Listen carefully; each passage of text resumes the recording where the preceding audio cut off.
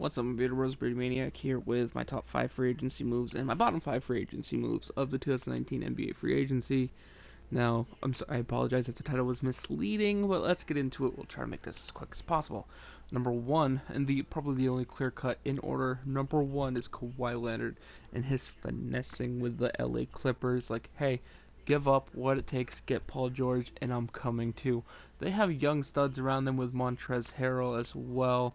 I believe they also got Mo Harkless. It should be a very, very interesting roster in LA. Now, 3 reasons why this is my favorite move by far is 1, he got the Clippers to give up a huge haul for Paul George. Now, one reason why it's not as bad as it looks is if you're a Clippers fan and you're like, why did we give up so much? Why? Well, look at it this way. You weren't giving up that much for Paul George. I mean, that's all you got technically in the trade, but it's more like you gave up that much to get 2 superstars in Paul George and Kawhi Leonard. Now, this is a team that not too long ago had Blake Griffin, Chris Paul, and DeAndre Jordan. And now all of a sudden you're looking at a Paul George, Kawhi Leonard, Montrezl Harrell core that looks extremely, extremely intense. Now, they did give up players in Shai Alexander and Gallinari, who did look very solid for the Clippers. So it'll be interesting to see how they transition. But overall, I love it. I love how Kawhi was quiet the whole time. I love how he respectfully did it. And I love how out of nowhere, like, opposite of what most people thought of Kawhi, he went out and recruited one of the top superstars in the league to leave the team that he was actually pretty loyal to. As far as I'm concerned with the Paul George thing, he liked the Thunder. He was very respectful of the Thunder situation, but he was so taken aback by the Kawhi Leonard thing and the chance to play with possibly one of the best players in the NBA in Kawhi Leonard. No disrespect to Russell Westbrook, is an opportunity most superstars can't pass up. Thunder did get a good haul back for that as well, but I love how the Kawhi Leonard Paul George combo landing in the Clippers kind of like blew up social media as well. That was incredible. Number two favorite move, not necessarily in order, number 2, but 2 for the sake of numbers, is Kemba Walker to the Celtics. One reason why I like this so much is it's kind of ripping off an old Band-Aid, putting on a new one kind of thing. Against the Bucks in the second round of the NBA playoffs, Kyrie Irving in Game 2, I don't know if it was Game 2 after Game 1 or what happened, he mentally checked out. He said, fuck y'all, I'm leaving, I do not give a shit, I'm not here mentally, I'm not going to play well. The dude shot like 30% in a game and said I should have took more shots because he thought he played so goddamn well. He refused to play defense, he refused to play his proper assignments, refused to pass the ball and execute like the Celtics do when they're the best, when they played their best is what I mean. So you get a guy like Kemba into the Celtics organization, and you get a guy who's not only statistically nearly as good as Kyrie Irving last year, but a guy who's a high-class character and doesn't believe the earth is flat, but that's a side note. He's a high-class character, and he's a really, really solid team player. Now, Kyrie Irving, toxic as fuck in Boston. Like, he went from being, oh yeah, I'm all about the Celtics, to fuck you. That's basically what happened with Kyrie Irving. Hopefully he does better in Brooklyn, and I wish him the best of luck with DeAndre Jordan and Kevin Durant when Durant comes back healthy. But for now, Kemba replacing Kyrie, embracing the Boston culture, going into possibly his best scenario in his career. That's a big part of this. Kemba Walker in Charlotte was going nowhere, getting barely enough attention for how good he was. So hopefully getting him in Boston will give him more of a spotlight. And on my number 3 move, it came late in free agency, and it's going to be DeMarcus Cousins.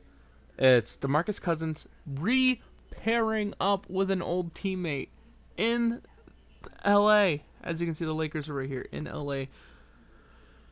DeMarcus Cousins is signing a deal with the Lakers, who I guess he was recruited by Anthony Davis. And one reason why I like this move is because the DeMarcus Cousins and Anthony Davis pairing played pretty well in New Orleans. They were both pretty successful, and New Orleans was competitive, although they didn't win too much. They were competitive, and now they get to team up with an with a LeBron James at the same time and have Kuzma coming off the bench. Those those three lengthwise on defense, skill wise, are an incredible pairing. If you're facing those three in the final 2 minutes, down by 10 of an NBA game, they're gonna blow you over. It's a fun move. I like it personally too for DeMarcus Cousins being in a familiar situation with an Anthony Davis, being in a new situation with LA. Maybe he works himself back to a max contract. He just has to work on proving he can be healthy. Now, what's my fourth favorite move possibly of the free agency? And honestly, I'm looking at all the moves right now. I could say Jared Dudley, but that would be stupid. I'm going to say, personally, I'm going to go Willie Collinstein. Now, he's not necessarily in my top 5. This is just an addition. But the Willie Collinstein move, I believe, was possibly best for his career at this point. Getting him into Golden State to play with someone like Steph Curry is going to really show what he is made of, and I'm really, really excited about that. But officially, my fourth favorite move of the NBA free agency period was Jimmy Butler to the Miami Heat. And a lot of people are moving around, but I think, yeah, Jimmy Butler to the Miami Heat. And there's two reasons why this is in my top 5. It's Jimmy Butler moving to Miami Heat, but it's also Miami Heat in that trade moving Hassan Whiteside to Portland. It's kind of a combo move, so you could consider it cheap to have it at number 4, but sue me. Jimmy Butler moving to Miami. I guess he was swooned by how they handled Dwayne Wade's situation, and it's very interesting how Philadelphia gave up a decent haul for Jimmy Butler because they gave up Saric, they gave up Covington, they gave up draft picks, and they didn't keep him. But that's what you do when you risk the gambles. A lot of teams pull it off, like the Kawhi situation. It didn't happen. So, but he's going to Miami. Whiteside is going to Portland. And what I like about Portland doing that is it now puts your starting, well, at least 4 of your starting 5 at Damian Lillard, C.J. McCollum, Nurkic, and Whiteside. Nurkic, I think playing at the 4 would play a lot better in the NBA. He's a solid center, but having someone as big as Whiteside is also a big bonus as well. I love the idea of Jimmy Butler in Miami. He can potentially make Miami a more competitive team. It's going to be tough, but it also gives other players in Miami more of a chance to shine. I'm trying to think of... I can't think of his name right now, and I feel so stupid. It's early in the morning. I'm having a massive brain fart. But the guy in Miami who is playing behind Whiteside at center, he's going to get a good chance to shine. I know exactly who he is, but his name is blanking in my head, and I can't handle it. And I'm pretty sure even if I go to the... I'm pretty sure even if I go to the Heat, it's not going to say it right here. Yeah. Bam Adebayo. I'm pretty sure that's not who I was thinking about, but anyway. Anyway, there he is. And it's funny how Hassan Whiteside's there, but he's not there. Okay, now for the 5th move. The 5th move, what could possibly be the 5th move that I'm like, okay, it's in the top 5. That would be the sign and trade with D'Angelo Russell. Now this gets, I'll throw the Willie Cauley-Stein situation into here as the 5th one, mainly because D'Angelo Russell moving his way out of Brooklyn with Kyrie Irving coming in it seemed like, why would he do that? But now you get a starting 5 of Steph Curry, Draymond Green, Willie Cauley-Stein, D'Angelo Russell, and when healthy, Klay Thompson. Klay Thompson could very well be a solid 3.3 player, a small forward. He's more of a 2, but when you have players like Steph Curry, D'Angelo Russell, you're gonna want to play Klay at the 3. It might be a smaller lineup, but Klay is one of the best defenders in the league. You got very capable passers in Steph Curry and D'Angelo Russell. It makes the Warriors still very competitive as well. Draymond Green, where he doesn't have the length, does make it a smaller lineup. Willie Cauley-Stein, kind of unproven in a competitive team like the Warriors, but I think this team is still competitive. I think it's still solid, and I love the move of D'Angelo Russell to the Warriors, mainly because he went from LA, who had no success at all, to pushing Brooklyn to a playoff run within a couple years, to now one of the most successful teams in NBA history. So this is a huge move for D'Angelo Russell up the rung. If he can prove himself while being on the same court as Steph Curry, he could be very well heading for a max contract in his next contract. Now, as for the bottom 5 free agency moves of this offseason, number 1 for me would have to be Nikola Vucevic. I love Vucevic. He's a great player, and the reason why this is number 1 for bad moves for me is because the Magic aren't looking to be successful. They did add Al-Farouq Amino. They did add something, but even if you look at the Magic here, they haven't had success with Vucevic, and they haven't really covered him. They haven't really surrounded him with talent. So hopefully the Magic eventually trade him out of this contract. I wanted him to go to a much more successful team where he could get a much more bigger spotlight. He's not going to win the East. That's the thing. No matter how the Magic don't put guard talent on their team. They have Mo Bamba, who's going to eventually be taking minutes away from him. Aaron Gordon's going to be taking minutes away from him as well. His playing time eventually is going to shrink, and he's going probably to become an afterthought as they rebuild again. And overall, I just don't like it, man. I just don't like it. Now, the second move I'd say I'd have to hate is the Durant contract in Brooklyn. I understand it. I really do. I understand the getting a talent like KD, but he's like 30 something. He's like 33 years old. Brooklyn was a very competitive team without him. So to sign a max contract like that, to have to clear out the cap space for that, and he's not even going to play this year, it's just a very, very hard pill to swallow. I'm not saying this move isn't going to pay off, but for the 2019 free agency period, I hate this move. I would have preferred him to stay in Golden State for a year, get healthy, and then work on a trade after that, or something like that. I just don't like the idea of signing a player that you know isn't going to play for a year. It's like Boston with Gordon Hayward. If Gordon Hayward, you knew he wasn't going to play that year, I would have not liked him signing. But he played. Yay. For like 5 minutes. Another move I'm going to say I didn't like this offseason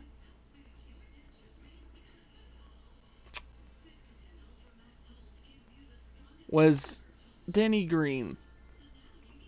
I know this is going to be odd saying this, and it's like, well, do you hate Danny Green, and why is he like number 3 on your list? I don't hate Danny Green. I hate how he executed it. Like I said, these are going to have different reasons. I hate how he executed it. Once he knew Kawhi was going to the Clippers, he signed with the Lakers. He's like, oh, okay, you're not going there? I guess I'll go there instead. Now, is it kind of a bitch move to put him down here? Yes and no. Mainly because he knew very well what he was getting himself into. And as good as Danny Green is as a player, I feel like he's too happy in his situation. He's too happy riding the coattails of other players. Once he knew he couldn't ride the coattails of Kawhi Leonard anymore, he jumped to LeBron. He is a coattail riding motherfucker. And as much as I like Danny Green in that playoff run, fuck him. I mean, you're seriously gonna, like, according to this, 13 minutes after it was announced that Kawhi Leonard was signing with the Clippers, 13 minutes, Green's like, you know what? I'm going to the Lakers with JaVale McGee. It's like, okay, so you were waiting on Kawhi Leonard before, you couldn't sign anywhere before. I do understand the hesitation, but knowing that you couldn't play with Kawhi Leonard in Toronto anymore, you run to LeBron. It's not that, I get it, I get it. You want to win a championship. You want your best chance to win a championship again because you just won one in Toronto. But to do it in that way, if you wanted to go to LA before. Why do you have to wait on Kawhi? Come on, man. Be your own man. But you weren't. You weren't. Some of the other moves I didn't like, I would say, is the Elfrid Payton signing from the New York Knicks. I don't think it's necessarily a good fit, but although where I don't think it's a good fit, good for Payton to get a deal like that. It's not too often you see a player of his caliber actually get a decent deal in free agency. Other moves I didn't like as well, possibly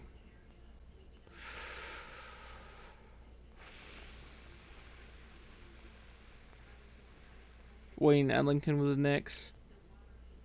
And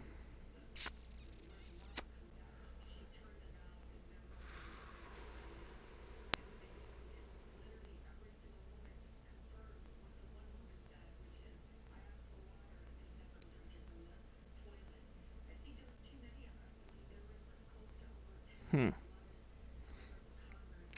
I'm looking at all these deals, and I'm looking at who I was thinking about possibly as a bottom five move. But I'm looking at all these deals. Most of them are quite solid. Like they didn't give up too much. They're not playing too much.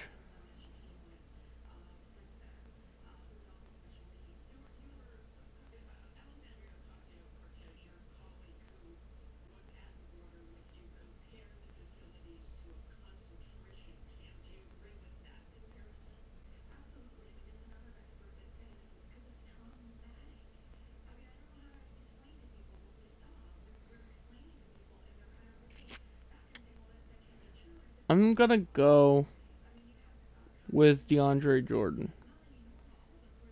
Like thinking long and hard about this, I'm going with DeAndre Jordan.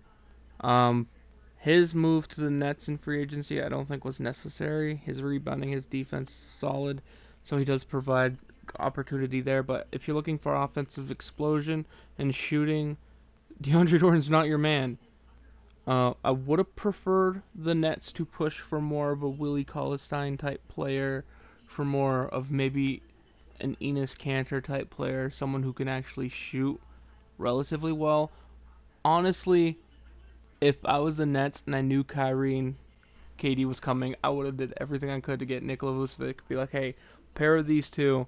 Just I don't think DeAndre Jordan has the offensive output anymore to really be a third option. He's getting old. It's a $10 million deal, a year deal for 4 years. I just don't. I don't like. It's more so the length. I would have signed him to maybe 2 year, $20 million deal. Let him prove he can fit on the team. Let him prove that he's worth it. But instead, they committed to 4 years, which is extremely dangerous with a young deal like this. And now, my fifth move is going to be Thaddeus Young of the Indiana Pacers. He's leaving